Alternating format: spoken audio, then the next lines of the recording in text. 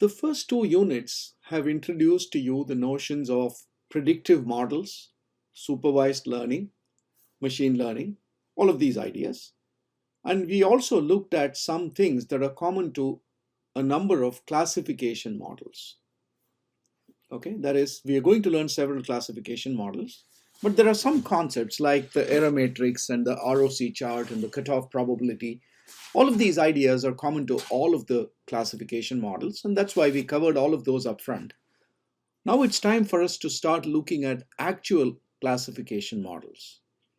The first of the classification models we are going to be studying is called classification trees. And this is a very interesting idea for predictive modeling. It's a little bit involved, so I'm actually breaking this up into 2 weeks, not just covering it in 1 week. Many of the other models we will actually cover in a single week.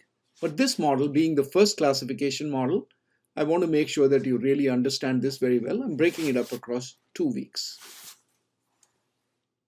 Of course, as the name of the unit indicates, the subject matter of this classification model is classification trees. This is one way of building classification models, and we'll be looking at this shortly. But before we get into the model itself, let's try and understand what is the value that predictive attributes bring to the table, the value of predictors, as I've called it. Okay. Now, suppose you have no model whatsoever, right? So in the total absence of any model, and in the or essentially predicting anything in the absence of data is hard, right? All you can do is guess, right? So suppose we know nothing about what is the context, and somebody says, okay, predict this. Well, you've got no data, so there is no basis from which to guess, from which to make a proper estimate, and therefore all you can do is just make a random guess. That's all you can do. You really cannot do much without data. But in a slightly better scenario, suppose you have some data, not a whole lot of historical data, but suppose you're told 60% of all people in the US own homes, right? This is a fact that is given to you. And then I've got a person whose name is John and who happens to be a US resident. Okay, so literally all we have is a person, and the only thing we know about this person is that this person is a US resident. And also we are told that 60% of all people in the US own homes. So what would be your best guess for whether John owns a home or not?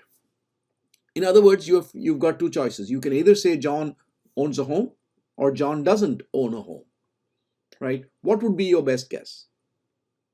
Right? In this scenario, given the fact that majority of people own homes, in other words, 60% of the people own homes, you have a good chance of being right if you say John owns a home.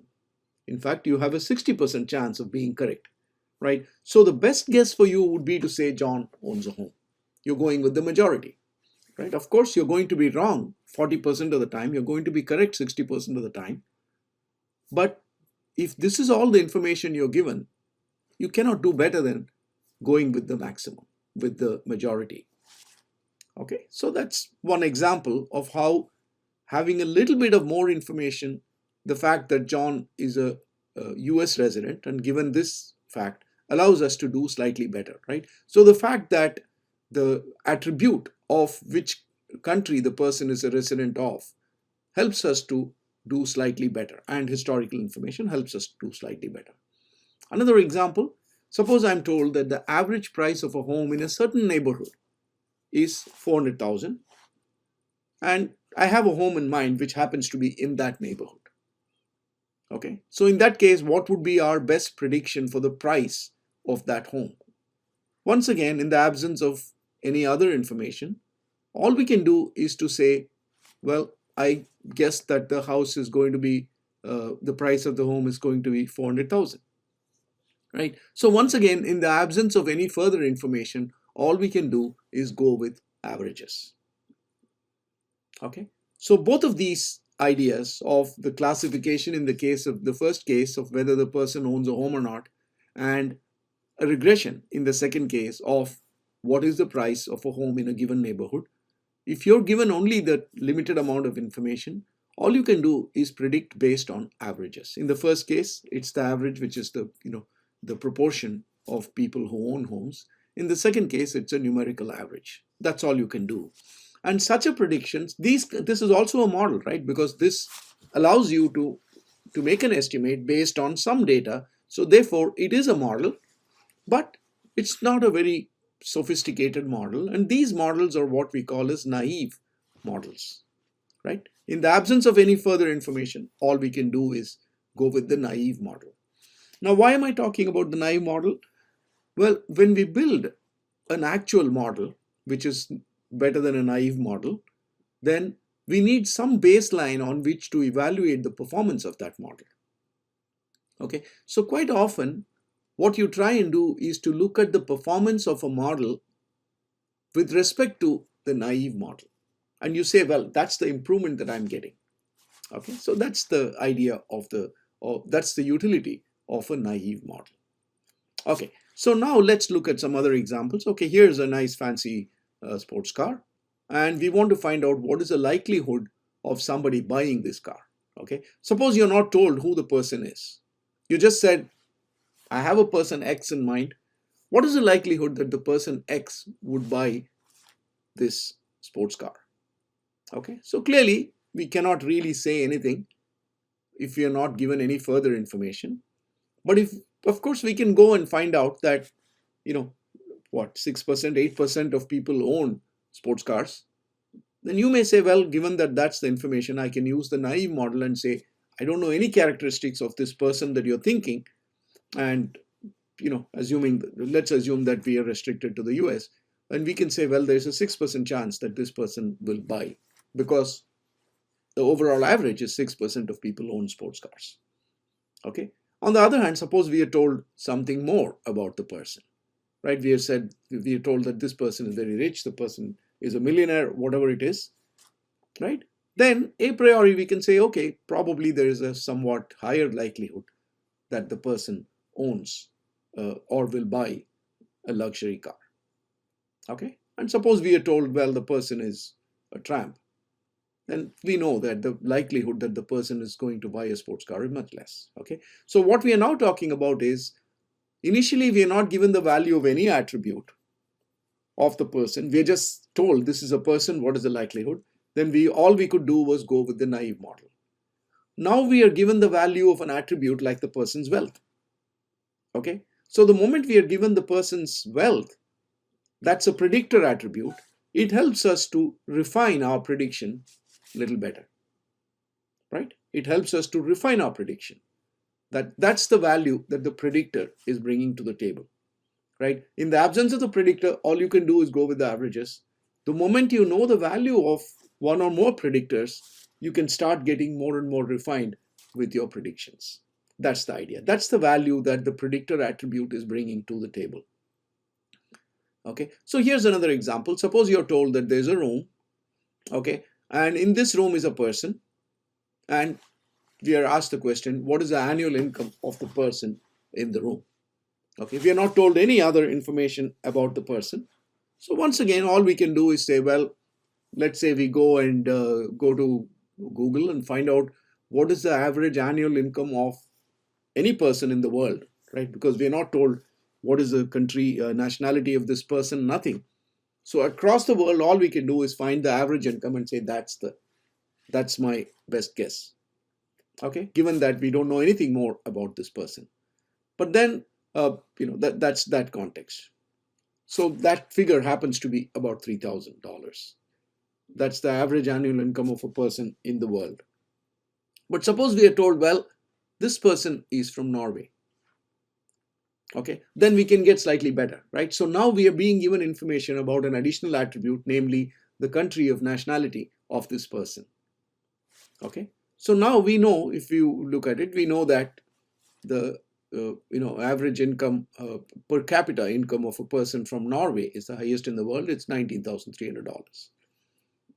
And then we are told, oh, by the way, the person also has a college degree.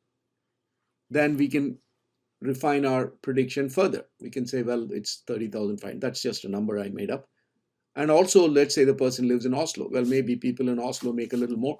So it's this kind of stuff, right? So the point is that as we are given additional predictors, we are able to make better and better estimates. Of course, I'm assuming that we've got historical information about people in different parts of the world, what is the per capita income, etc., etc. We've got the data, but if you're not told anything about the attributes of the person, then even though you have all of this historical data, you cannot use it because you don't know anything about the attributes. But the moment more and more attributes are revealed to us, then we can look for patterns within the data and zero in more and more closely on the specific data that you're looking for. Okay, so that is the value that predictor attributes bring to the table. It is sort of like playing the game of 20 questions, right? You're told, well, I'm thinking of somebody. And then they keep on asking questions about the person. So essentially what they're finding out is more and more attributes about the person we are thinking about. And then based on all those attributes, they're able to zero in and exactly say who's the person we're thinking of. Okay, so every question is revealing some information about an additional attribute. So obviously, the more attribute information we are provided, the uncertainty is progressively reduced. Okay, as we've already spoken about a predictive model, right? We've used the term model, and the sense in which we've used the term model is, well, model is anything that allows us to make a prediction, right? So it can take on many forms. The most common form which it could take is an algebraic equation. Okay, so we are saying some context. You're trying to predict the sales, and we are saying sales is determined by this equation. Okay, 0 to 2050 plus 0.3 times average income plus 0.56 times gender female. So maybe this is the sales of a product in a particular region, and this is the average income of people in the region, and this is, let us say, the proportion of females within that region. So somehow we have determined this equation, and that's our model. Okay, by the way, I've put a hat on top of sales. In general, the hat stands for to indicate that it's a predicted value, right? It's a predicted sales. We want to distinguish that from the actual sales. Okay, so this is one form which our model can take. As we've already seen, another form which our model can take is, for a classification model, something like a rule, right? So we say for a particular case, in the earlier case, our one row was a particular region, let's say. So these are attributes of the region. Average income is an attribute of the region, and the proportion of females in that region is another attribute of the region. So we are using the two attributes of the region to make a prediction for how much of sales would accrue in that particular region. Okay. Now don't worry about how this model came about. This is just a model I pulled out of my head. That's all it is. Just to give you an idea of what kind of model it is. Okay. Here we are trying to predict whether a particular person is going to buy or not. And one attribute of the person is income. Another attribute of the person is education. Right. And then we might be able to look at the data and identify patterns like these. Okay. So this is also a model. It helps us to predict whether a person or to determine whether a person will buy our product or not. Okay. But it's not an algebraic equation. Okay. It's more like a bunch of rules, and we apply the rule to every case, and whatever the rule tells us, we'll go with that. Okay. That's another form. Okay. So model can take on many forms. Okay. And so essentially, in general, it's just a procedure for computing the target attribute value based on the values of the predictor attributes. There's another way to look at what a model does for us. Right? So in mathematics and statistics, we often come across the term explains something. Right? So what we're saying here is models explain variability. So let's understand what we mean by the term explained here. So for example, if you look at a bunch of home prices, you see that there's a lot of variation. Right? So some houses they sell for a lower price, some houses sell for a higher price. There's a tremendous variation in the prices of homes. Right? Now, when we build a model, basically what the model is saying is, well, home prices vary because home prices are affected by attributes like size, location, age, etc., etc. Okay, so if you see one house whose price is $200,000, you see another house whose price is $500,000. The model can come and tell us, you know what, the second house costs more because of the neighborhood where it's located, or it costs more because of its size, or the fact that it's a newer house, etc., etc. Right? So that's all a model is doing. A model is sometimes thought of as explaining the variability that we see in our target attribute. Okay, so that's another term that is used quite often. You will come across that. Okay, so for example, some people default on payments while others do not. Okay, this is our target attribute, whether a person is going to default or not. And we see that there is variability there as well. Some people default, others don't. So there is variability. The model can come and tell us, well, people with these characteristics are less likely to default. Please, people with those characteristics are more likely to default. So the model is explaining why a particular case turns out to be a defaulter and why another case doesn't turn out to be a defaulter. Why? Because the fact of defaulting is affected by these attributes, and the model is explaining to us why this is happening. Of course, it's not explaining the social reasons, but it's explaining that within the data, these are the patterns. Another example, some people buy our products, others don't. Why? Again, the model is explaining it based on attributes. Okay, so again, this is just another way of saying that predictor attributes bring us this value. They bring us the ability to make our predictions more accurate than just being able to predict the average.